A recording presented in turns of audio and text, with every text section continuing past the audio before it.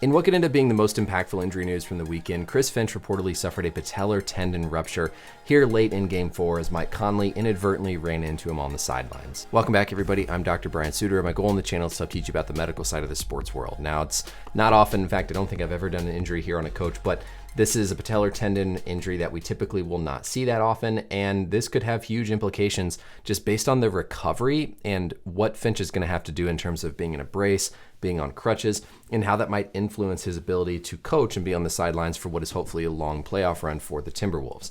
Now, let's talk about here what happens and just how that patellar tendon ruptures. So, of course, the patellar tendon is the tendon that runs from the kneecap down into the tibia. So if we come and just real quick look at our anatomy tool to understand that, here if we look at the right knee, quad, coming down, quadriceps tendon, and the patella behind that, and then the patellar tendon continues that connection from the patella, the kneecap, down into the tibia. So whenever the knee is flexed, meaning the knee is bent up in this direction, that's going to put stretch on that patellar tendon, and in particular, if you have an eccentric load in that position, is when the tendon can be more prone to a rupture. So if we go back to this play, what you'll see here is as Finch is falling down, we see a little bit of the angle there, the flexion in his right knee, and then as he's falling backward, essentially what happens is he's falling backwards and he's trying to brace his fall, and part of what he does to try and brace that fall is contract his quad. He's trying to contract his quadricep muscle right here in his thigh to help prevent him from falling down.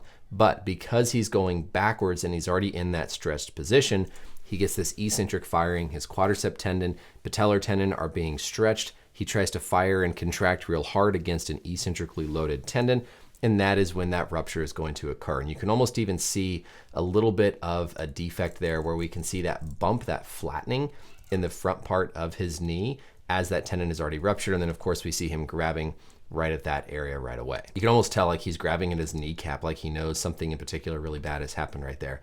If we look then at a different angle here, we just sort of see the same thing. So Finch going here, he's trying to fall backwards. As he falls backwards, that knee is flexed. He tries to brace his impact, brace his fall by firing his quad.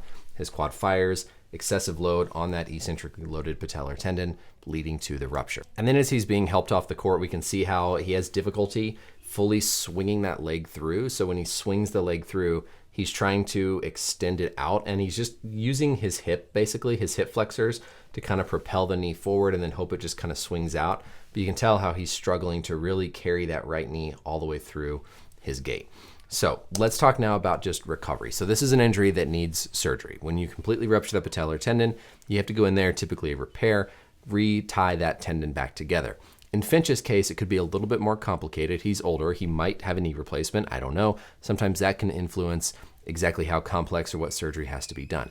But from a recovery standpoint, if you go in and you repair the ends of those tendons, they're going to be under a lot of load. And so you can't bend the knee right away. In fact, most people are in a brace where their knee is locked straight for at least usually a few weeks, a month, probably longer depending on the specific protocol. I'm not a surgeon. Every surgeon has a little bit of a variation, but usually somewhere around maybe 4 to 6 weeks, that knee is going to be locked fully in extension where you cannot straighten it. Now you can put weight on it sooner than that, but he's not going to be able to bend his knee for probably more than a month. So yes, would he be physically capable of being on the sideline? Sure, but he's probably not going to be in a safe position where he can get out of the way if the play is coming towards him. So I expect this to be a situation that he has surgery right away. Thankfully, the Wolves have some time before their round 2 game. And then we probably see him behind the bench, but still there present. Again, he'll probably be able to walk. He'll be able to kind of weight bear as tolerated, most likely, but he's going to have his brace on his knee that keeps his knee locked out straight for probably at least a month with just the standard recovery time frame, probably more like 6 weeks, if not longer. So it could have some serious implications on the game. I think Finch will be there, but he certainly will not be like front and center right there at the front bench coaching, going up and down the court.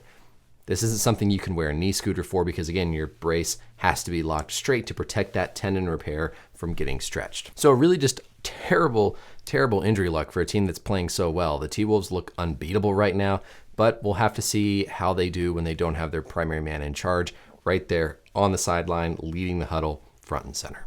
Let me know as always any questions or comments down below. And until next time, we'll see you later. Bye.